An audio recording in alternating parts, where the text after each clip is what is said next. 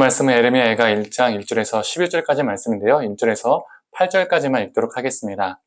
슬프다 이성이여 전에는 사람이 많더니 이제는 어찌 그리 적목하게 앉았는고. 전에는 열국 중에 크던 자가 이제는 과부같이 되었고, 전에는 열방 중에 공주였던 자가 이제는 강제의 노동을 하는 자가 되었도다.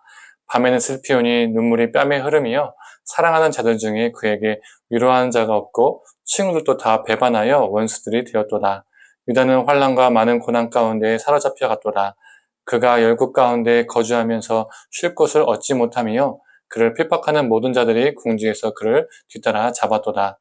시온의 도로들이 슬퍼하며 절기를 지키려 나아가는 사람이 없음이로다. 모든 성문들이 적막하여 제사장들이 탄식하며 처녀들이 근심하며 시온도 공고를 맛보았도다.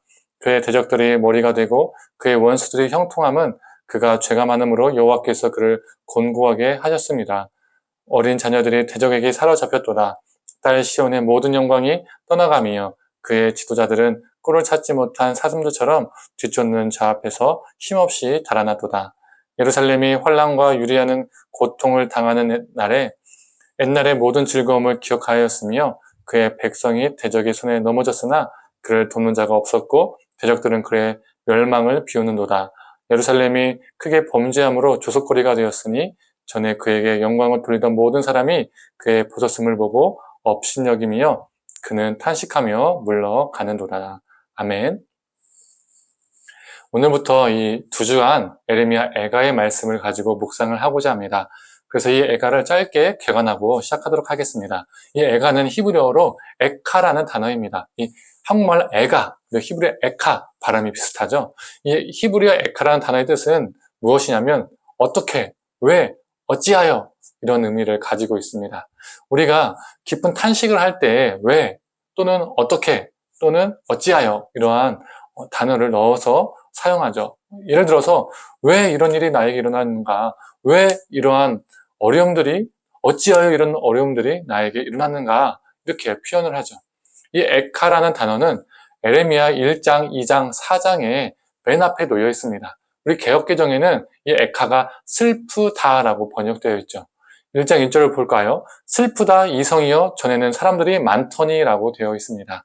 이 에카의 본뜻을 살려서 한번 다시 번역해보면 어찌하여 이성이여 전에는 사람들이 많더니, 어떻게 이성이여 전에는 사람들이 많더니, 왜 이성이여 전에는 사람들이 많더니 이렇게 읽어볼 수 있을 것 같습니다. 예레미야 애가는 주전 586년에 이 유다가 바벨론 제국에 멸망해서 예레미야가 폐허가 된 이 예루살렘을 보고 그 모든 참상을 보고 탄식하며 부른 노래입니다. 예레미야는 이 애가를 통해서 비참한 예루살렘의 참상과 그 이유를 고발했습니다. 예루살렘은 한때 하나님의 도성이라고 불렸었죠. 그곳에서는 하나님의 성전도 있었습니다. 그리고 절기마다 예배를 드렸고요. 많은 인파들이 모였습니다. 그런데 유다는 어떻게 했습니까? 하나님과 우상을 겸하여 섬겼습니다. 아니, 더 정확하게 표현하면 하나님의 이름으로 우상을 섬긴 것이죠. 그리고 이방 풍습과 문화에 젖어서 동화되어 살았습니다. 거룩한 백성의 정체성을 잃어버렸습니다. 하나님께서 이러한 유다를 향해서 수많은 예언자들을 보내셨죠. 예언자들은 백성들 향해서 돌이키라고, 그렇지 않으면 심판이 임한다라고 말씀을 선포했습니다. 하지만 유다 백성들은 예언자들의 말에 귀 기울이지 않았죠. 예언자들의 말은요, 자신들의 마음에 불편했습니다. 들으면 불편하고 기분이 나빴죠. 그래서 유다는 처음 예언자들을 조롱하고 핍박하고 옥에 가두기까지 했습니다. 외면했습니다.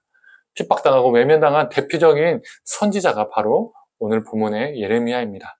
반면 거짓 예언자들은 주목을 받았습니다. 인기가 하늘을 뚫을 정도로 치솟았죠. 사람들은 그들의 말에 주목했고 그들의 말에 은혜를 받았습니다. 복과 평안을, 위로와 안녕을 빌어주었기 때문입니다. 거짓 예언자들은 결코 유다와 예루살렘이 멸망하지 않을 것이다라고 선포했고 백성들은 절대적으로 그 말을 믿었습니다. 하지만 바벨론에 의해서 예루살렘은, 유다는 멸망했고 폐허가 되었죠. 옛 명성은 다 사라졌습니다. 우방 국가들이 유다를 외면하기 시작했습니다. 유다가 조롱거리가 되었죠. 그 상황을 보며 예레미야는 에카, 어찌하여 왜? 라는 탄식을 부르짖을 수밖에 없었습니다. 그의 탄식은 하나님을 향해서 왜 심판하셨습니까? 왜 우리를 멸망케 하셨습니까? 어떻게 우리를 이렇게 만들 수 있습니까? 라는 원망 섞인 탄식이 아니었습니다. 우리가 예레미야서를 보면 예레미야는 처음에 심판 당하기 전에 돌이켜라라고 메시지를 선포했었습니다. 그러나 돌이키지 않는 백성들을 보면서 심판의 메시지를 바꿉니다. 어떻게 바뀌냐면 심판 당한다. 구체적으로 바벨론이라는 나라에 의해서 심판당할 것이라는 것을 기정사실화하면서 선포합니다. 그래서 그의 탄식은 왜 심판하셨습니까? 왜 우리를 멸망케 하셨습니까? 이런 원망 섞인 탄식이 아니라 폐허가 된 예루살렘의 모습을 보며 참상을 보며 유다여 왜 어찌하여 돌이키지 않았는가? 왜 어찌하여 하나님의 말씀을 듣지 않았는가? 왜 어찌하여 거짓 애언자들의 말에 귀 기울였는가? 왜 어찌하여 그들에게 은혜를 받았는가? 왜 어찌하여 하나님이 주신 기회를 놓쳤는가? 왜 어찌하여 이렇게 되었는가라는 탄식이었습니다. 그렇다면 성도님들, 이 탄식이 우리의 탄식이 되어야 되지 않을까요? 이 에카라는 단어를 어디에 붙여야 할까요? 혹시 불편한 말씀에는 귀를 닫고 복과 위로의 말씀에는 쫑긋한 우리의 모습, 하나님의 이름으로 우상을 섬기고 있는 나와 우리 가정, 점점 쇠퇴하고 변질되어가는 한국교회, 이런 대상이 있어야 하지 않을까요? 병우가 왜 어찌하여 목사라는 자가 이렇게 살고 있는가? 왜 어찌하여 우리 가정이 이렇게 되었는가? 왜 어찌하여 우리 공동체가 이렇게 되었는가? 라는 탄식이 우리 안에 있어야 합니다. 성도님들, 우리 삶 속에 애가가 있기를 원합니다. 하나님 앞에 거룩한 에카가 있기를 소망합니다. 이 에카 속에서 진정한 돌이킴과 회복의 역사를 경험하는 저와 성도님들 되기를 간절히 소망합니다. 함께 기도하겠습니다. 하나님, 에레미야는 에카, 왜 어찌하여 어떻게 라는 탄식을 부르셨습니다. 하나님을 향한 원망의 탄식이 아니라 죄악을 저질렀던 예루살렘을 향한, 자신을 향한, 자신의 민족을 향한 탄식이었습니다. 하나님, 우리도 예레미야 같이 에카가 있기를 소망합니다.